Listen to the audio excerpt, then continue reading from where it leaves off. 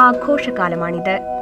ആചാരത്തിന്റെ മാത്രമല്ല, അതിജീവനത്തിന്റെ കൂടി പ്രതീകമായ തെയ്യക്കോലങ്ങൾ കുടകിലും നിറഞ്ഞാടുകയാണ്.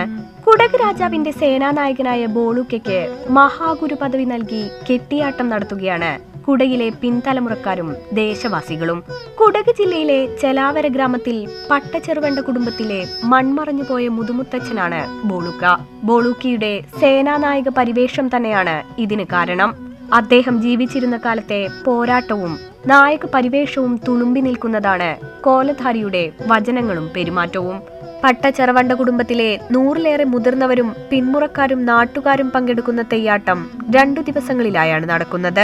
ബോളുക്ക താമസിച്ചിരുന്നെന്ന് പറയപ്പെടുന്ന അയ്മനയ്ക്ക് മുന്നിലായി കുടകർ കൽത്തോക്ക് എന്ന് വിളിക്കപ്പെടുന്ന പീരങ്കി മുറ്റത്ത് കാണുന്ന നിലയിൽ തന്നെ സ്ഥാപിച്ചിട്ടുണ്ട്. ഇത് കിട്ടിയത് രാജനെ കൊണ്ടുവന്നായിട്ടുണ്ട്.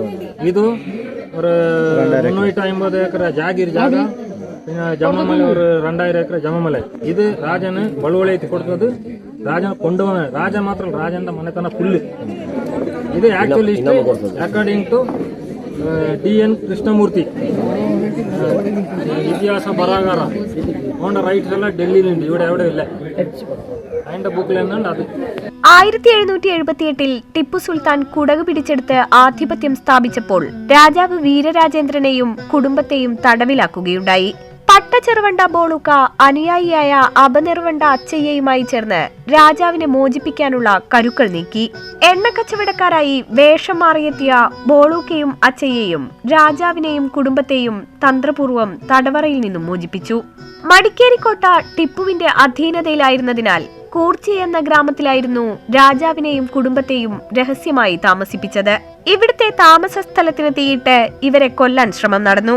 എന്നാൽ രാജാവും കുടുംബവും ആ സമയം സ്ഥലത്തില്ലാതിരുന്നതിനാൽ രക്ഷപ്പെട്ടു. പിന്നീട് മടിക്കേരിക്കോട്ട ബോളുക്കയുടെ നേതൃത്വത്തിൽ പിടിച്ചടക്കിയെങ്കിലും കൊട്ടാരത്തിനകത്തുനിന്നു തന്നെ അദ്ദേഹത്തിനെതിരെ അപസ്വരങ്ങൾ ഉയർന്നു.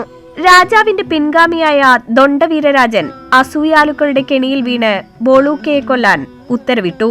പക്ഷേ ശിക്ഷ നടപ്പാക്കുന്നവർ വാൾ കൊണ്ട് നിരവധി തവണ ബോളുക്കയുടെ ശിരസറുക്കാൻ ശ്രമിച്ചിട്ടും നടന്നില്ല. വിഡ്ഢിയായ രാജാവിന് കീഴിൽ കഴിയില്ലെന്ന് ശപഥം ചെയ്ത ബോളുക്ക തന്റെ രക്ഷകരായ കുട്ടിശാസ്തനെയും മൂർത്തികളെയും പ്രാർത്ഥിച്ച ശേഷം തന്നെ വധിക്കാൻ സ്വമേധയാ സമ്മതം നൽകി. അദ്ദേഹം ധീരനായി തന്നെ വധശിക്ഷ ഏറ്റുവാങ്ങി. എന്നാൽ ബോളുക്കയുടെ ശിരസ് പട്ടച്ചെറവണ്ട മനക്കൽ ഭാഗത്തേക്ക് ശാസ്തൻ പറത്തിക്കളഞ്ഞെന്നാണ് ഐതിഹ്യം. അവിടെ കൈമടയിൽ തറവാട്ടുകാർന്നവർക്കപ്പുറം ഒരു വീരയോദ്ധാവിന്റെ പദവി കൂടി നൽകി ചെലാവര ഗ്രാമത്തിൽ ബോളുക്ക ഇന്നും നിലനിൽക്കുന്നു. ETV ഭാരത്, കണ്ണൂർ.